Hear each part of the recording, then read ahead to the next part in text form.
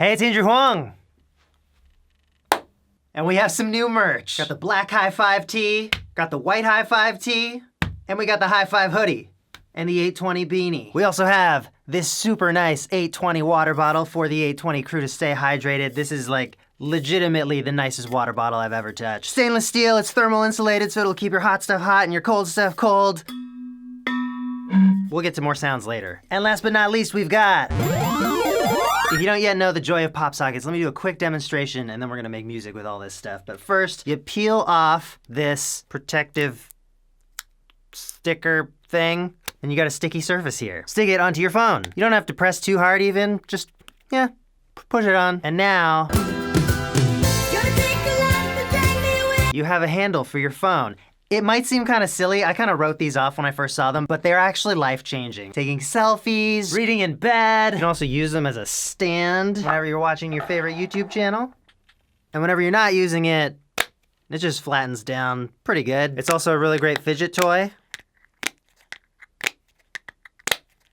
I should also mention, you see how well it's stuck on? Like, I have had lots of pop sockets. I would hold my phone out of a skyscraper window. I am not afraid of this coming off, but you can just peel it off. I don't know what this magic is where it's like, when I want you to stick on, you'll stick on, and when I want you to come off, you'll come off. Weird. Anyway, that's pop sockets. Let's collect some sounds now and make some music. So P.S. I've made videos about this before, but if you're not aware, the 820 crew is kind of like the Huang fandom name, and it's just because I think it's important to remember to stay hydrated. 820 sounds like H2O. On August 20th, we drink a lot of water. It was like a thing where I just saw so many people who were into weed being so enthusiastic about weed, and I was like, why can't I have that with water? So now here it is, water merch for the water crew. I'm gonna try and balance this. This should have just been the video. No, it's not happening. I kind of like that every time you pop it down, it's like a little high five. Yay! All right, I've got all my sounds organized and loaded up into Ableton now. Let's make this track. I'm gonna start with this swipey sound. There's 3 of them actually, 2 on a t-shirt, 1 on a pop socket. All right, we're gonna start with this basic rhythm. Cool, let's get our kick and snare in there. I was really hoping this dropping the sweater on the ground sound would be a better kick, but I think what I'm actually gonna end up using is hitting a toque. A beanie for you non-Canadians. And clap sounds. Hitting sleeves together.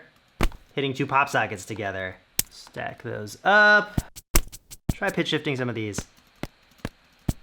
There it is. That's like the light drum and bass beat that I was going for. Just searching for that perfect sweet spot between snappy and punchy. How can it be possible for something to be both? I wonder if that would be a good snare drum though, like the sound of someone snapping and then the sound of someone getting punched in the face.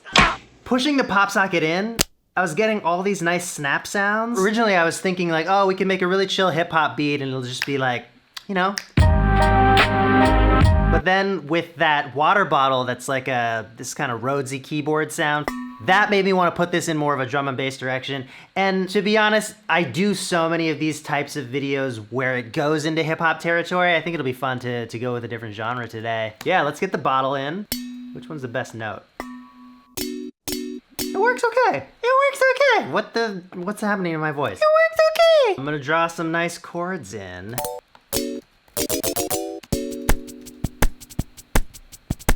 Put some reverb on this. Chill, okay, let's add a little melody on top with the blowing across the bottle. It's cute, I like it. We need some reverb on this guy too. Maybe a ping pong delay. Actually, because the chords can't sustain the way I want them to, I'm gonna add a few more parts to what they're playing. Da, da. So this chord pattern that I'm doing is a minor 9 chord that is just being transposed, and this kind of reflects how early drum and bass was made, where you just have a sample of a chord and be moving it around the keyboard because you were playing the whole chord with one key and not able to actually change the inversion or the chord type or anything like that. But it did lead to some interesting kinds of sounds. Let's play this bottle.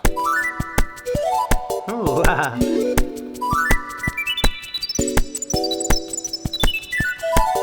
Alright, yeah. So I'm just playing this on my computer keyboard. Let me show you. I'll record this part live right now.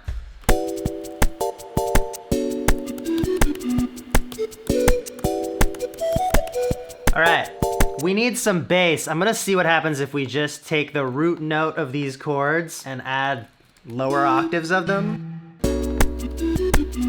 And I'll program a variation on the melody the second time it repeats.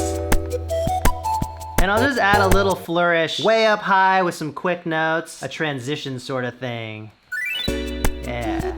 The next stuff I'm gonna do is not gonna be that interesting. I'm just gonna take more of the sounds that I got and throw them in certain places to create little drum fills. That's really just about placing sounds on certain beats. So why don't we just cut to the finished track?